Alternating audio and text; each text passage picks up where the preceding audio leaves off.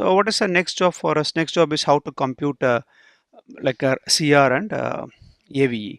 So for that, this both CR and AVE come from fundamental of what we can call as factor loadings. So these factor loadings are stored in the fit. So the moment you type fit and dollar, okay. So we have something called standardized solutions is a formula. You can see standardized solution. So which provide standardized solution object type, whether it is a standardized all, SC, true, Z score. There are so many things are there. But by even if you just by default standardized solution, even if you just give a standardized solution default, it will work actually. Okay. So in terms of this one, so standardized solution of fit.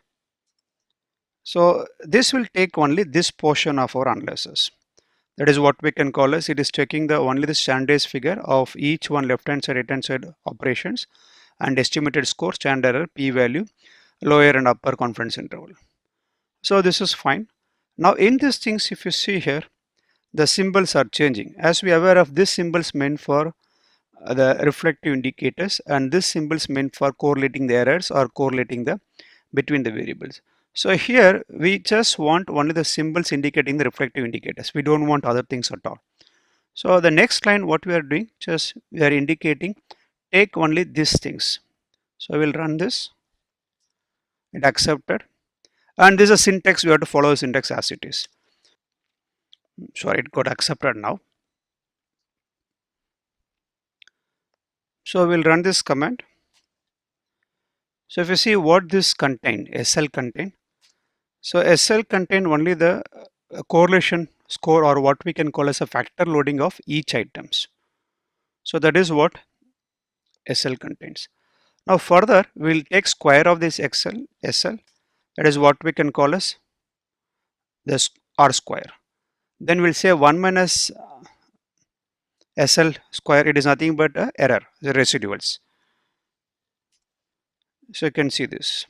So initially it was a 5.565. 1 minus 5.565 will get a 0.435. So this is how this is a purpose of using R square and residuals. Then we can combine all the things in the form of what we can call as coefficient table. So your coefficient contains all these three. So everything look like SL may not make a meaning for us. So we are just renaming the thing, factor loading, R square and residuals. So this output, and we are pushing inside the command called function called cable command. Don't confuse with cable command, because this I am just working inside the R markdown packages, not just R. It's only for reporting purpose. So you will get the, as usual, the output like this. So the figure shows that these are the factor loading, R squares and residuals. All are seems to be quite good.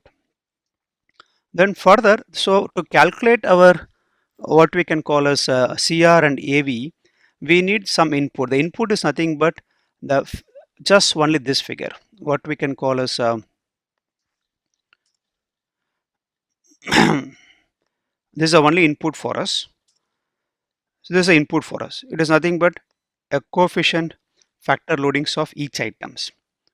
So now we have to take only this item, then we have to calculate. So the first job is, the formula goes like this. It is a sum of square of divided by sum of square of plus sum of square of coefficient. So once we do that, then obviously we'll just get the output. So you can see here, this is a sum of coefficient value of all. So now if you see that we are just using one stand for here, we have three. In these things we have three things. One is loadings, one is R square, one is residuals. So we want only first things, so we are just mentioning one here. So it's a square of this, and this is also square of this, and here without square. So the moment you run this, and we know 1 to 8 stand for first latent, and 9 to 4 for second latent, 15 to 18 for third one. That's our address for us. Just run together here. So if you just see the only one, what is happening. So this is shows. So first one getting the output of 0.88, 0.856 and 0.78. This all the three what we can call as computation of composite reliability. In the similar way, we will calculate the average for all the three. So that is why we are using the mean symbol here. So select everything, and if you just run this independently, 0.57, 0.53 and 0.614. So ideally CR should be more than greater than 0.7, AV should be greater than 0.5. So now we have to combine all the thing together by using data frame and just calling this all our the name of the construct like fact1, fact2, fact3. Then we'll do the analysis. So it accepted. Then we are passing inside this cable command just for the table purpose. So you can see, so we have got CR and we got AVE. CR ensuring the Cronbach alpha, okay, like kind of Cronbach alpha. CR also kind of alpha here, because same literature need a more than one level of alpha. One is what we can call Cronbach alpha, other one is what we can call as a composite reliability. But most of them, whenever we do the analysis, my experience goes composite reliability may not much superior like a Cronbach alpha. Even we have taken data so many times where we have seen that you will get a very good CR, means a composite reliability look like a 0.8, 0.7, 0.85 like that. But for the same data, if you check a CR, mean to say Cronbach alpha, even Cronbach alpha sometimes may not cross 0.6 also. So still, I personally feel the Cronbach alpha is a more rigor than a composite reliability. So coming to the things here, we got the output. So this indicating a kind of reliability, AV indicating kind of a convergent validity. Now the next job is we have to show how to discriminant validity. For that, we have to take the square root of AVE and we have to compare with each correlation one. So how do you get the square root of AVE? Just very simple command here is you can take square root of AVE.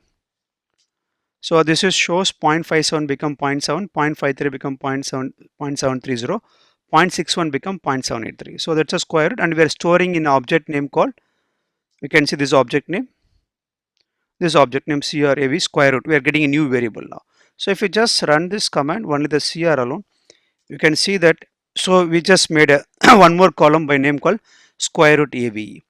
So next job is we already know how to calculate a correlation score. So we just got to inspect of the correlation. This shows only the correlation figure. Now here what we have to do, that we have to take this figure, the figure of square root of AVE, and we have to insert in this diagonal. So diagonal by default it shows 111. We have to replace this diagonal value with the square root of what we can call as 0.7, 0.73, 0.783. So for that we have a something called diag function, that is called diagonal function. So we are passing diagonal function LC1 and this figure inside that. So the moment you do that, okay, and just run this command, so you can see that this figure, the 0.76, 0.73, 0.783, it replaced here. So we can able to see this. So this diagonal values are no more ordinary value, it is a square root of our AV command. The next job is we have to compare this 0.76 with this one. More or less it's closely matching, not that much of violation. Ideally it should be like at least 0.77 or 0.788. And here you can see it is again increasing, okay, and again it is higher than compared to other things. So all these things ensure that yes, there are sufficient discriminant validities in this data set. So this is how we have to run the uh, both composite reliability and what we can call as a average variance extraction. This ensure that we have a sufficient what we can call as reliability and validity for the measures what we used in our data analysis.